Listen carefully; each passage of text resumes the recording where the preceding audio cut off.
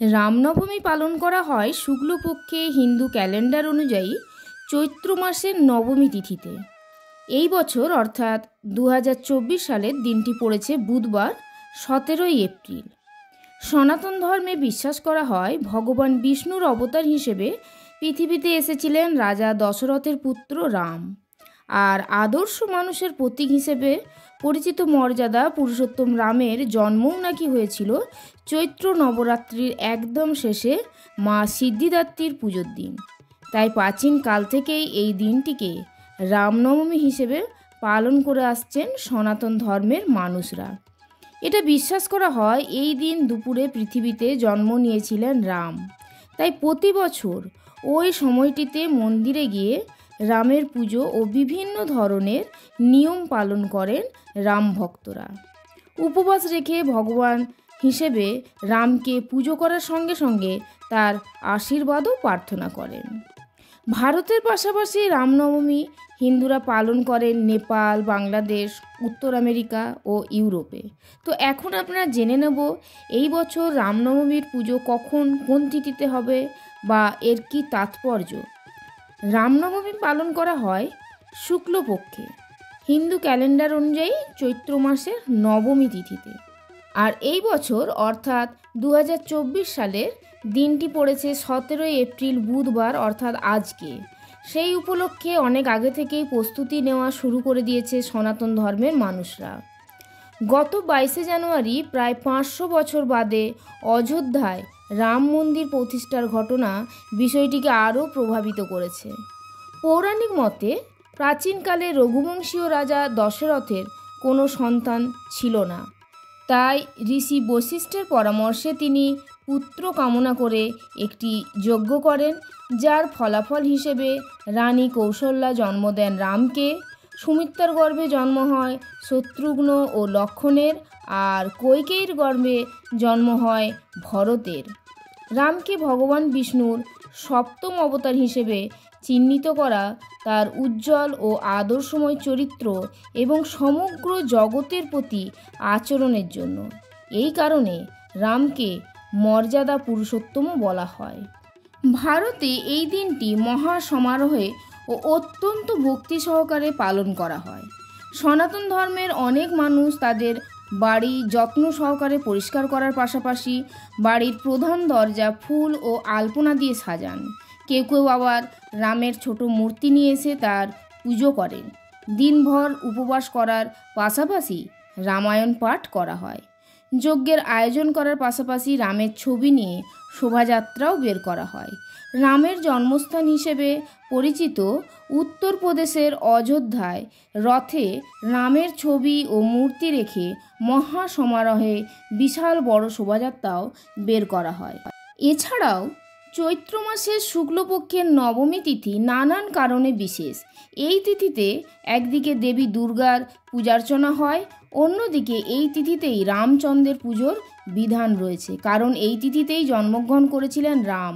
তাই চৈত্র শুক্লপক্ষের নবমী তিথিটি রামনবমী নামেও পরিচিত। এই তিথিতে রাম সহ রামচরিত মানস বা রামায়ণেরও পুজো করা হয়। এই দিন রামায়ণে বর্ণিত রাম জন্মকথা পাঠ শ্রবণ করলে সুফল পাওয়া যায়। এই তিথিতে রাম ভক্তরা অখণ্ড রামায়ণ পাঠ করে থাকেন। রামের মূর্তিকে শুদ্ধ গঙ্গাজল দিয়ে স্নান করিয়ে নতুন বস্ত্র ও অলঙ্কারে সজ্জিত করে পঞ্চোপচার অথবা ষোড়শোপচারে পুজো করা হয়। দুধ, দই, ঘি, মধু, চিনি মিশিয়ে পঞ্চামৃত ভোগ নিবেদন করা হয়। রামের পুজো ভজন কীর্তন করার পর ভক্তদের মধ্যে প্রসাদ বিতরণ করা হয়। এরপর উপবাস ভঙ্গ করে শাস্ত্রমতে বিশেষ এক নিয়মে রামের পুজো করলে সমস্ত দুঃখ কষ্ট ভয় দূর হয়। তো বন্ধুরা, এখন বলবো রামনবমীতে রাম পুজোর বিশেষ উপায়। রামনবমী তিথিতে রামের আশীর্বাদ পাওয়ার জন্য উপবাস করে রামচরিত মানসের পুজো করুন। পাশাপাশি ঠাকুর ঘরে রাম দরবার অর্থাৎ রাম, লক্ষ্মণ, সীতা ও হনুমানের ছবি স্থাপন করুন। এরপর লাল রঙের কালি দিয়ে কমপক্ষে 108 বার রাম নাম অথবা সীতারাম লিখুন। এই তিথিতে রাম নামের মালা তৈরি করে বজরংবলীকে পড়ালে দারুণ সুফল পেতে পারেন। আর এই তিথিতে চৈত্র নবরাত্রির দুর্গাপূজাও করা হয়ে থাকে, তাই অবশ্যই সিদ্ধিদাত্রীর উপাসনা করবেন। আর কুমারী কন্যাদের অবশ্যই ভোজন করাবেন। দরিদ্র ও অসহায়দের সামর্থ্য অনুযায়ী দান এবং সাহায্য করতে পারেন। এরপর বলবো রামনবমীর শুভ তিথি। চৈত্র নবরাত্রির নবমী তিথি বা রামনবমী তিথি 16ই এপ্রিল দুপুর 1:23 থেকে শুরু হচ্ছে, আর তিথি শেষ হবে 17ই এপ্রিল দুপুর 3:14। নবমীর মধ্যাহ্ন মুহূর্ত শুরু হবে সকাল 11:03, অর্থাৎ 2 ঘন্টা 35 মিনিট এই তিথি থাকবে। তিথি শেষ হবে 1:38। যদিও রামনবমীর মধ্যাহ্ন সময় 12:21। তো বন্ধুরা, এখন বলবো পবিত্র রামনবমীর পুজোর নিয়ম বা কি করণীয়। প্রথমেই বলবো খুব ভোরে ঘুম থেকে উঠতে হবে। 2 নম্বরে বলবো স্নান করতে হবে। 3 নম্বরে বলবো সামর্থ্য অনুযায়ী নতুন ও পরিষ্কার পরিচ্ছন্ন পোশাক পরতে হবে। 4 নম্বরে বলবো ছাদের উপর গেরুয়া ধ্বজা তুলতে হবে। 5 নম্বরে বলবো সকাল সকাল পাড়ার রাম মন্দিরে পরিবারের সকলকে নিয়ে পুজোয় অংশগ্রহণ করতে হবে, বা আপনারা নিজেরাও বাড়িতে পুজো করতে পারেন। 6 নম্বরে বলবো পরিবারের সকলকে নিয়ে পাড়ায় যদি শোভাযাত্রা বের হয় তাহলে তাতে আপনারা অংশ নিতে পারেন। এরপর বলবো এক রাস্তা দিয়ে যাওয়া এবং অন্য রাস্তা দিয়ে ফিরে আসা, মানে আমি শোভাযাত্রার কথাই বলছি। 8 নম্বর বা এর পরে বলবো রামনবমীর সময় হিন্দুদের মাঝে পরস্পর শুভেচ্ছা বিনিময় অবশ্যই করবেন। এছাড়াও আনন্দিত হওয়া এবং আনন্দ প্রকাশ করা খুবই দরকার। আত্মীয় স্বজন, বন্ধুবান্ধব ও হিন্দু ভাই বোনেদের শুভেচ্ছা বিনিময়ও আবশ্যক।